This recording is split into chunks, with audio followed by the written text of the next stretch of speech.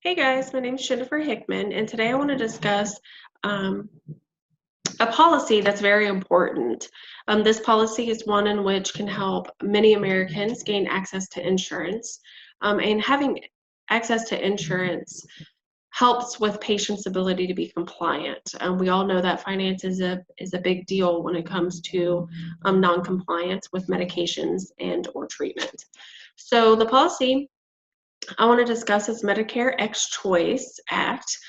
This is one in which could help low-income individuals gain access to health care. It will allow all Americans, even those under the age of 65, to be able to choose between a private insurance or this one. So they would have the options. The plan first is going to start in rural areas where not many options in our exchanges are available. And then from there, lowering healthcare would also help increase patient compliance, as I said previously, by giving patients the ability to have access to the healthcare, as well as provide more coverage for their prescriptions. This policy would be in coordinate with the original Medicare framework. So why is this policy important?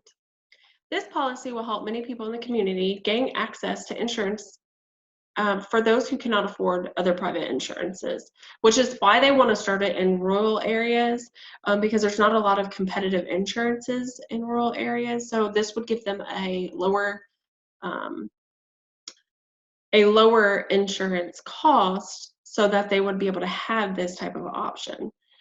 This would give them ability to choose between Medicare X Choice and would be able to lower their rates while providing high quality care. By 2024, the policy will roll out and be available to every zip code with the options of employers being able to use this as their policy as well, which is important because this is also going to be included into employers. So now let's talk about why financial impact and funding for this policy and how that's going to happen. According to the National Center for Medicare and Medicaid Services, an estimated total amount of $705 billion was spent using the Medicare Trust Fund in just 2017 alone. That's 2 years ago. So I'm sure it being 2019, the estimates have raised. This trust fund is how Medicare partially receives its payments. Other funding includes funds received by the government as well as us. We are the taxpayers. And some of the payments come out of Social Security benefits as well. As well as for Medicare A, the money is funded through the premiums that individuals pay out of pocket.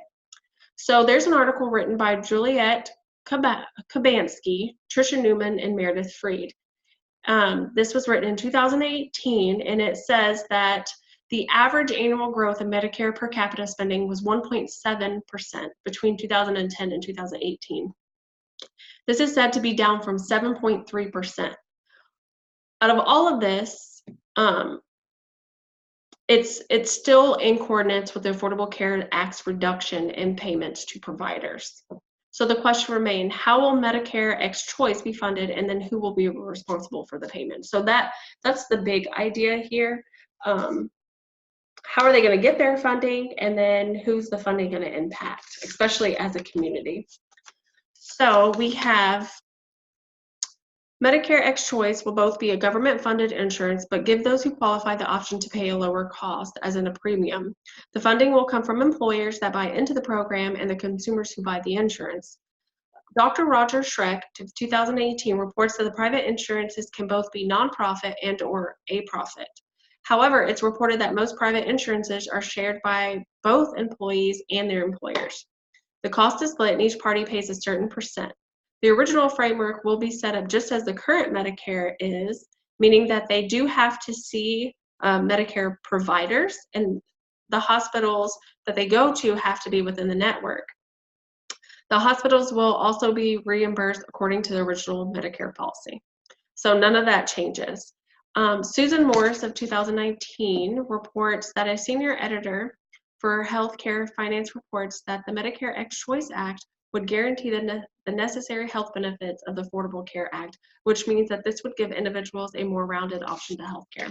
So the overall idea is that we are going to provide patients with a cheaper option of health insurance, one that's going to give them higher quality of care, but be affordable and fit within their income. They will also be able to get this through their employers and have that option. So like I said before, this is going to create compliance within the patient community.